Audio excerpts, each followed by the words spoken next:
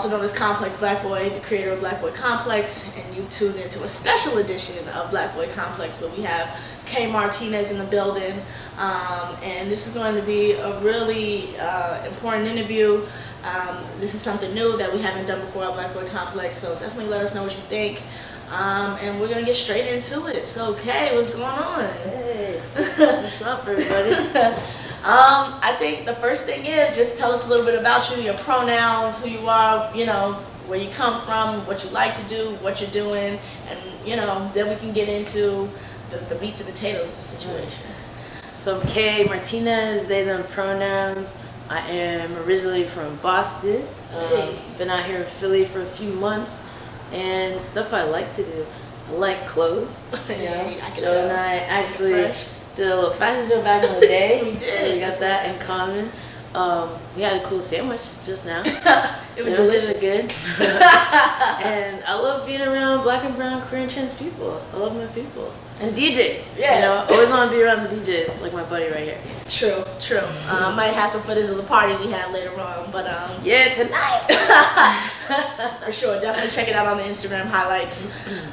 For those who don't know, Kay was the former director of diversity, inclusion, and equity at the Mazzoni Center, a very large nonprofit organization in Philadelphia. And they were wrongly terminated from their position. So, Kay, just lay out, just walk us through really everything that happened, or everything, you know, just whatever you feel most comfortable with, obviously, but yeah. Well, I put everything out there. I got nothing to hide. I've been very open about this, so I'm really grateful that I have this opportunity to keep telling this story. Right. It's been really important to hit up LGBT media.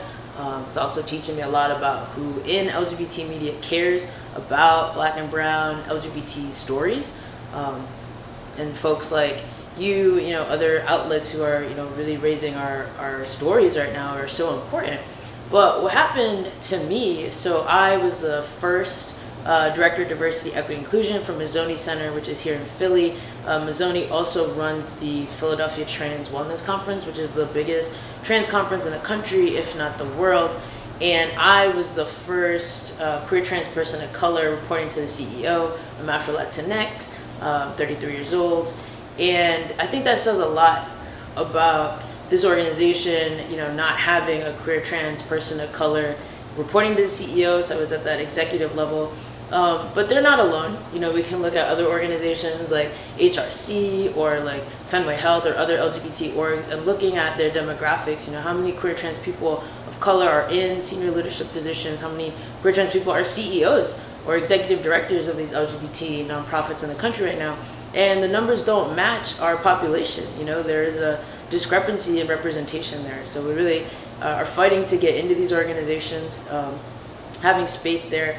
And my position was created because folks at the organization, queer trans people of color especially, have been pushing for like a diversity officer for like a while now, at least like a year or two, because they wanted somebody who was going to address issues of inequity. So like pay differences, you know, people not getting raises, folks not getting promoted in the organization. They wanted to have someone who could really look at those issues, and that's what I was coming to do.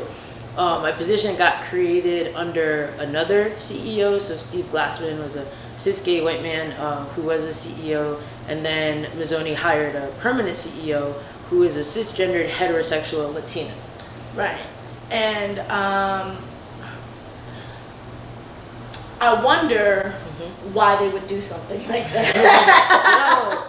No, real question. I wonder why they would hire a heterosexual, cisgendered, Right. white passing, Yeah. to be clear, CEO for their organization. Yeah. And when I say wonder, I'm using that word lightly because I know I know I didn't do that. But how do you feel about just that aspect of the organization? So I had signed and like accepted the position under the previous CEO, and then, you know, I saw like some articles. I was following Black and Brown Workers Collective, and they came out with a great set of memes when the position was announced, you know, really calling this person's identities out. And that's how I heard about it. And I just, you know, it took me aback for a second. I was like, okay, what does it mean when we don't have an LGBT person running an LGBT organization? In my mind, I was making like parallels. Like, what if this was like the NAACP run by a white person? Like, would that happen? Would people be okay with that happening? I was like, all right, this is interesting. Made me feel like questionable, but I was like, all right, I'm gonna go into this. I'm gonna give this person a chance. Like, I'm gonna give them a clean slate. And this person really better know their LGBT stuff. They need to be hella queer competent, trans competent if you're gonna take on this kind of position and be an ally, right? But on my first day one, right? And I come in here, I'm like, I'm gonna give her a shot. Like, let's be a good person, but nah, fam. Like, day one, I was misgendered with her multiple times. Like, I use they, them pronouns, right? And I said as much. Like, I introduced myself to people. I was like, okay, use they, them. And she just repeatedly kept using like she, her for me, like privately. We went out to lunch or like brunch in the morning, and she kept saying she, her, and I had to like break it down over brunch, like your first 3 hours on the job with the CEO. And I was like, okay, let's do a little pronoun 101, right? This is, you know, how you need to use them, giving you tips and tricks and shit. I was like, is this really what I gotta do my first day? Like, why are you here? Why are you the CEO? Like, it's not appropriate. And as if that wasn't bad enough, then she would like introduce me to other people of the organization and would like misgender me while introducing me. And then staff had to correct her that first day. Like, trans staff was actually like, I thought your pronouns were they. And I was like, oh yeah. So it was not good off the bat. And then things just got worse. So 5 weeks into the job, I got a whole new job description she tried to give me, which like... What was that? It was some fuck shit is what it was. It was like a real shift from the job I had signed up for. So like the job I signed up for said stuff like, you know, this person will lead diversity and inclusion initiatives. This person, you know, will ensure, you know, that the agency is doing these broad practices. And then the thing she gave me was like, this person will assist with these initiatives. This person will work with HR to achieve these initiatives. I'm like, I didn't fucking come here to assist with anything. Right. I came here to direct some shit. I didn't come here to work with HR. Like, I came here to, you know, come up with a strategic plan and partner with people. But it was definitely like a supportive role. That shift from the declarative voice to the passive voice is significant. It changes the whole like leadership spirit behind it. And that shit was like targeted, right? Like, she didn't make any qualms about it. She's like, nah, I want to strip you of your authority. I need to like put you in your place. Wow. Because that's what that is when you try to do that to someone. So at least they were very visible about it. Hella sloppy. You know, it's definitely going to come up in my lawsuit. But, you know, this is what happens. And then I was there for like 4 months. And people of color started bringing me issues. You know, they're like, yo, I need you to look at this. And I would bring it up to the CEO. And they would be like, yeah, that's none of your concern. I was like shut out of a lot of meetings that I should have been a part of. These people definitely just didn't want me to do the real significant transformative change work. Like, they were okay with me doing like trainings every now and then, like working on like some little projects, but like the stuff that I really wanted to do, like reviewing people's pay, looking at promotions, looking at retention, looking at recruitment, like the significant shit, nah. There was like a stiff arm, you know, like Heisman arm at me. So the Philly Trans Wellness Conference is when stuff started to pop off. And when you are bringing so many trans people together, again, it's like the largest trans conference in the world, you need to know that trans people are not safe. It is completely foreseeable harm that there would be people out there who would want to disrupt the protest, people that would want to hurt us, people that hate trans people. And if you're the CEO, you need to have a plan in place for people's safety. You need to have some meetings about safety planning, whatever. None of that happened leading up to the conference. I had suggested it before because we had other events where we were gonna have protesters, so I definitely started raising that issue, but it went nowhere, as many things did there. And as a result of active negligence, we had a group of Christian protesters who showed up outside of the Philly Trans Wellness Conference. It was like 5 people. And they were right outside the front door, and they had like a big megaphone, these like really big signs that said like God hates homosexuals, and they were just screaming and yelling horrible transphobic, shit. And, you know, I just rolled up on them and confronted the guy with like the bullhorn directly. And I was like, yo, get the fuck out of here. We don't want you here. Like, stop saying this stuff, right? And then we got into it, and then he like punched me in the face. And I didn't punch him back because I knew that if I punched him, then this would become like ruled out. You know, I wouldn't think that I'd be able to like press charges against this guy, and that's what I want to do. So I didn't hit him back and have a witness, and so we are pursuing criminal charges against this guy. 2 of my other colleagues got pepper sprayed by this group. There's like 30, 40 conference people who like confronted these protesters. We like surrounded them. I have video on it. And we did that because the police wouldn't come help us. We had multiple people go run to the police and be like, hey, can you help us out? Like, stuff is escalating with these people. We need you to break it up. We need you to get these people out of there. And the police were like, and so they left us out there to fend for ourselves. And we know this. We've seen this happen across the country with like Charlottesville or like right-wing extremists where police do not intervene. Police actively look the other way. Police actually help them. And they leave us to defend ourselves. So this is not new, but it definitely called into question the police practices here in Philadelphia, called into question the CEO's ability to plan and make people safe at this organization. And then after that, people at work, you know, who had been hurt, were like starting to ask these questions. And we had a town hall at work, which was explosive. That didn't go well. And then the next week we had a Black queer woman. Her name was Tari Sloan. She had a 3-minute prepared statement, and she wanted to like ask people about staff morale and if people had ideas for like boosting staff morale, especially after the conference. And as she was like reading her statement, the CEO gets up to her and is like, Tari, like she's a child, and tried to get her to stop talking. And she was like, you know, this meeting is adjourned. I need everyone to disperse. Tari had a microphone. The CEO like tried to shut off the microphone and did successfully like find someone to shut off the power. So you had a cisgender heterosexual Latina actively silencing a Black queer woman from speaking in front of the entire agency. There's like 190 people, you know, in our agency. Probably had like 150 people in that room. And, you know, the CEO told everybody to disperse. So she was like, all right, everybody leave. And she left the room. And most of the people at my work stayed there to hear Tari listen, which I thought was really important. They were like, no, we're not going to listen to you. Like, this is fucked up. We're going to sit here. And then the CEO comes back into the room. And she was like, I said disperse. Like, from the back of the room, like, yelling at everybody like we're children. I was horrified. I was like, this person is not only like not a good leader, trans incompetent, but like you do not do that. You do not silence Black queer people ever, especially not an LGBT organization, and especially not when you're a cisgendered, heterosexual, Latina person. Like, rule number 1 at allyship is that you take all the seats. You sit down and you listen. And white passing. Right. And I really want y'all, because that really is a very big part of this. She's navigating the world, although she is Latinx. She's navigating the world as white. Right. And this goes to show that anti-Blackness is pervasive in all people, and especially within the Latinx community. I'm after Latinx, so you know, this is an example of anti-Black racism being perpetuated by a Latina person, you know, silencing this Black woman from speaking, and queerphobic as well, like I would say. So, you know, it's really inappropriate for you to be in this role. You're incompetent and you're silencing Black people. So get out of here, like what? And so the next day, after that, so many people at the agency were obviously impacted, right? I was fucked up.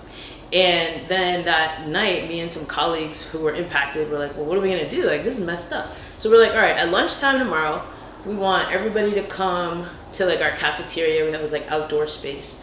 And we were like, be out there at noon, and we're gonna read Tari's 3 minutes statement, because we felt like it was inappropriate that she didn't even get to say her piece. And on top of that, me and some other folks wore some t-shirts that said disperse, because that's what the CEO said. And then we took like pictures on our own personal like Instagram pages, like from us at lunch that day in our shirts and stuff.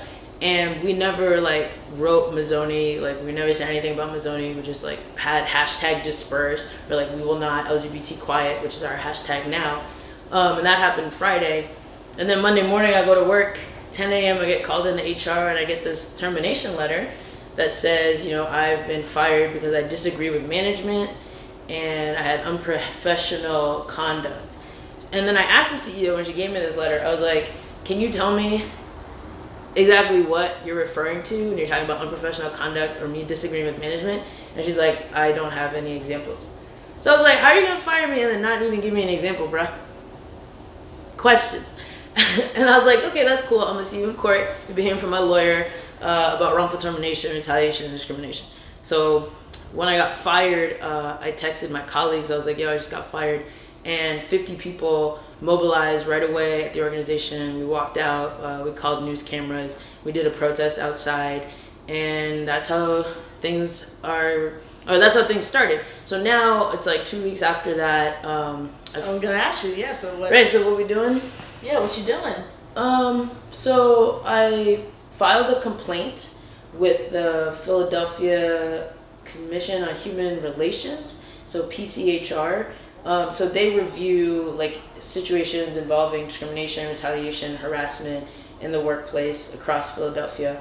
That is like a local entity, but that will also be pushed up to a statewide entity as well, and federally for equal opportunity discrimination, so the EEOC.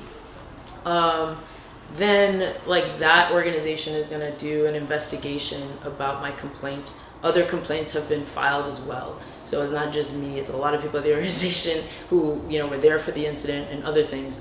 So they're about to be wrapped up in investigations at the moment.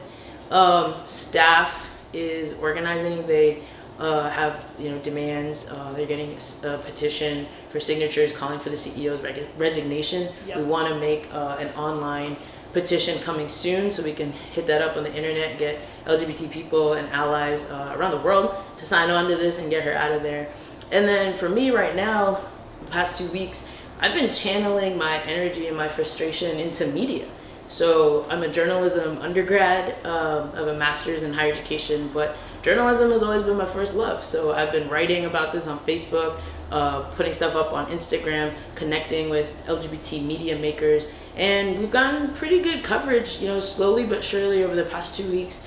Most recently, I was in Them, which is an online publication looking at like non-binary trans folks. I was in Into More, which is an LGBT focused publication. I've been in Philadelphia Magazine. Shout out to Ernest Owens, who's a black gay man who's been covering LGBT issues here in Philly from day one. Shout out to you, Ernest. Yeah, Ernest Owens. We've been in Philly.com or The Inquirer. Where else? FTM Magazine is coming out soon. And the folks who really jumped on it from moment one, in addition to my friend here, is Black Trans TV. So I'm learning a lot about who cares about us in the LGBT media, and I will not stop until I'm in every LGBT media outlet. So The Advocate, I'm coming for you. BuzzFeed LGBT, coming for you. That's my mission from here on out. Yeah, and I would implore for anybody who sees this to share this as far and as wide as you possibly can, because as I mentioned before in my previous video, this is not the first time, and if this doesn't get the coverage that it deserves, it won't be the last time. And this is like I said before, this is from the former director. Imagine the people who are not in Kay's position, who this is happening to constantly, and they don't have the voice or the room, the space, the finance. I mean, when you get terminated from your job, that's your paycheck right there. Who don't have the financial means to speak out and say things. And I would say, what would you say to people who don't, you know, might be afraid to speak out? Yeah, it's definitely risky. But at the end of the day, you know, you're in an unsafe situation, and what is happening in regards to harassment or discrimination is illegal.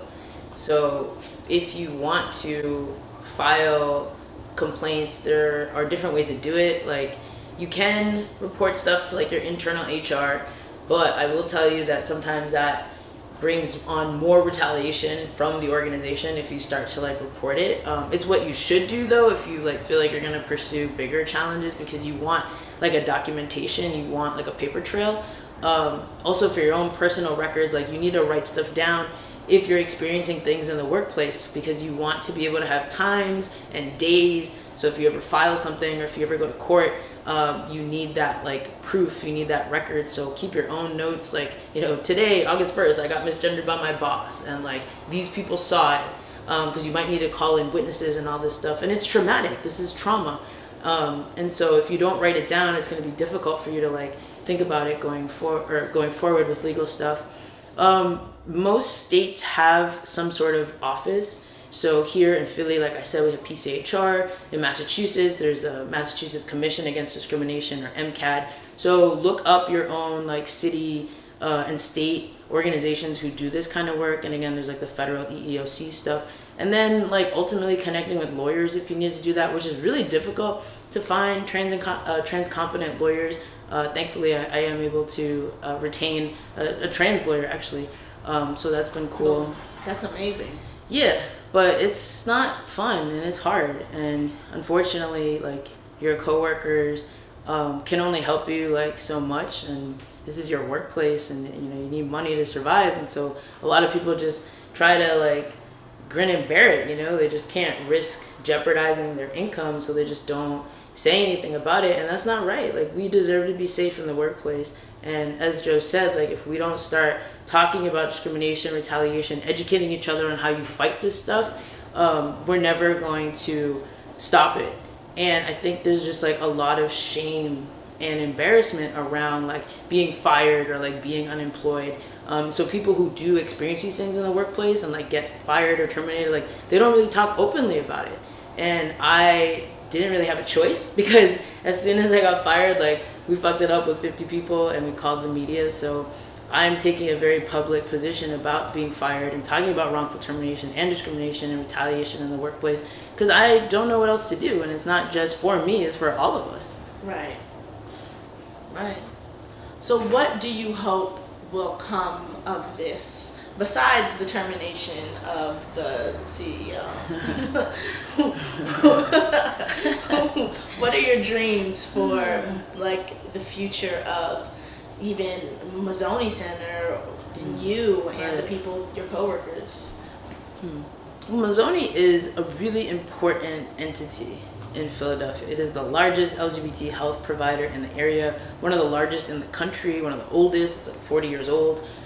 So they provide really critical health services for LGBT people. So I always want them to exist, but I want them to live up to their mission.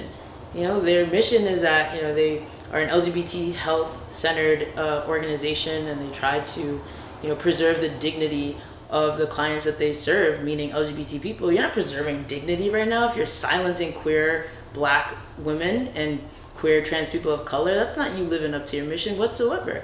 So I hope that they actually like live up to their words. Clearly they need a clean house. There's a lot of people who've been there for a very long time who maintain this dangerous, toxic culture, and they gotta go. And we're calling them all out. We're holding folks accountable. So that will happen. And for me, I'm really just trying to get this story out there, do more educational work, pushing LGBT media. And that's like the farthest I can think of at this moment. Right. Beyond fair. that, I don't know. That's fair. Got some, you know, legal action coming soon, so we'll see. That's what, courageous would be a word that comes to mind when I think about you right now. Like this is, and honestly, that's a courage that you've had in your heart before any of this popped off, you know. And I would say I don't know too much about Mazzoni Center, but I can tell you the smartest thing that they ever did was hire K.Martinez. And I want to let you know that you are loved so much, and so many people have your back, including Black Trans TV. So shout out to them. Like I always do, they're kind of like the brother of Black Boy Complex, to be honest. And just so many organizations are failing our communities, and I think in creating trauma, some of it irreparable. So I think it's really important that you're speaking out. So thank you so much for doing that. Thank you for taking the time out to speak with me, sharing it with the Black Boy Complex family. As we wrap up, is there any final thoughts that you have for people? You know, we really need to talk about this idea of reverse discrimination. I've heard of it, but I know that it's not a thing, so. When Mazzoni hired, the cis, heterosexual, white passing Latina CEO, people in the community were like, this is messed up. Why have a cis het running an LGBT organization? And there were LGBT people who would say we shouldn't discriminate against a cisgendered heterosexual person from working at this organization. So LGBT people said that. That's also what Mazzoni said in defense of their hiring, and that came from the communications director, who was a Black gay man. And I was actually interviewed by Philadelphia Gay News, the PGN here. The journalist was a Black queer woman, and she also asked me, she's like, don't you think it's reverse discrimination for LGBT people to say that a cis het, shouldn't be CEO? And I was just like, what? But that it would even be possible for us to reverse discriminate against a cisgender heterosexual person, on an individual level or on like a systemic level.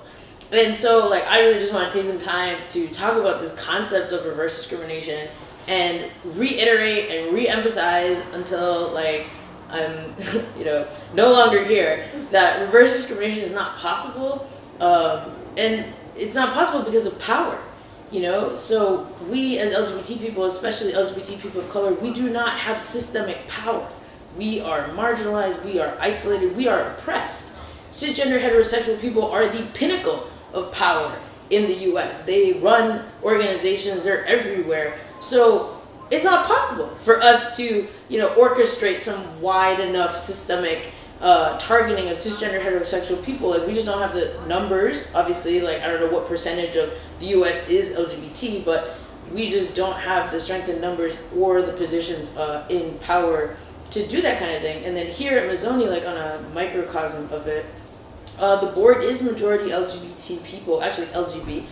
We really don't have a lot of trans people on the board, which is another big problem. That's interesting to know. And trans people on boards of other LGBT organizations, that's a statistic for you. And they were the ones who, allowed this to happen. So we have a situation where LGBT people who could have put in an LGBT person in that position of power to rebalance the social scales, because LGBT people are often not in positions of power. How many CEOs across the country are LGBT people? So we have this one spot here and we're not even going to give it to one of us. And they just chose to maintain ways that power manifests itself by giving another cisgender heterosexual person a CEO position, when that LGBT people are not represented in CEO positions. So they're not even making those pipelines, to power accessible. And then you add in layers of race too. It is not possible for Black and brown people to reverse discriminate against white people. Black and brown people in the US and globally do not hold the same positions of power that white people do. So it's just not fucking possible. It's not a thing, y'all. This is not a fucking thing. Although people of color outnumber white people in the world, this is a situation where white people, because of colonialism and imperialism, have taken so much power, even though they're technically the minority. We are the global majority. And they've just been able to usurp power on a global scale. But we'll see how that goes. Obviously, we know that demographics are shifting in the U.S. Right. By 2040, we'll be a minority country. But you have outliers like South Africa, where white people were the demographic minority, but hold abject power. So even if you have a majority Black or a majority brown country, it doesn't mean we're going to have positions of power, because whiteness just hold on to power in that way. Right. So we'll see. But I was just so tired of this reverse discrimination shit. Talking about. It's worth calling out, because you guys need to stop. And as Black folks, I don't know what the fuck Kool-Aid y'all are drinking, but y'all need to stop asking people or even bringing up the thought of reverse racism, because it's not a fucking thing. It's just not. I don't know where the fuck y'all grew up. I don't know who y'all know or who y'all don't know, but it's not a thing. Okay, it's just not a thing. Yeah. They also asked me if I was heterophobic. That's not a thing. like I would be like phobic, so afraid of cisgender hetero people or heterosexual people in this moment. And I was like, I've never even heard of that. You know, my eyes get like confused, my whole face gets confused. Like, what is heterophobic? And again, I'm just like, I am not, but I also have every fucking right to be afraid of cisgender heterosexual people as a queer trans person of color, because y'all are the ones who perpetuate the most violence against me and my body.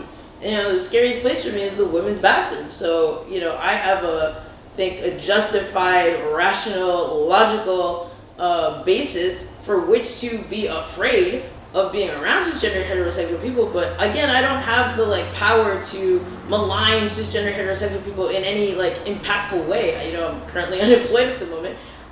So this notion of like systemic power is always missing when people start throwing this stuff at us with reverse discrimination or we're heterophobic. Like, cisgendered heterosexual people are transphobic, right? They hate us and they hold positions of power where they can make our lives illegal, they can criminalize us, they can hurt us. We don't have that same kind of power to do it back to you. So it's not like something that I can do to you when you can do it to me. Well, they always miss that part of the equation. They just want to play like the victim. Right. Yeah. It's not that they're missing it. It's the fact that they're using those words to tiptoe around the issue that is quite clearly they're the fucking problem, and they're the one creating the pain and the trauma, and they don't want to face the fucking facts. All that heterophobic, reverse racism. Hate to say it, but it's fake news, boo. It's true. It's fucking fake news. It's gaslighting. Oh yeah. I'm sorry. Because and another way that shows up is like with the misgendering part.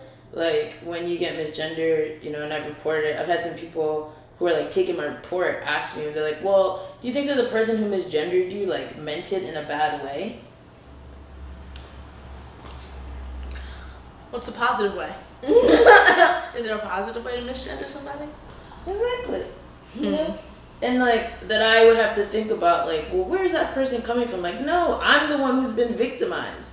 I'm the one who's been misgendered. That's gender-based harassment. I'm not trying to think about you or your intentions. I don't care, right? White people always want to prioritize intentions over the impact. Well, you know, I didn't mean it that way, and that's not what I was trying to do. But actually, I'm the one that got hurt, so I really don't give a fuck about what you were trying to do because I actually got hurt. Right. It's wild out here, y'all. It's really crazy. We gonna rise above. We will. We are, because we will not LGBT quiet. That's right. We fucking won't. Do you have any final words you want to give the people? Nah, y'all. I love you. I love us. And we got nothing to lose but our chains, you know? Big facts. Big facts. Thanks again. Thank you. Yo, give me a hug, bro. And now we party. Word.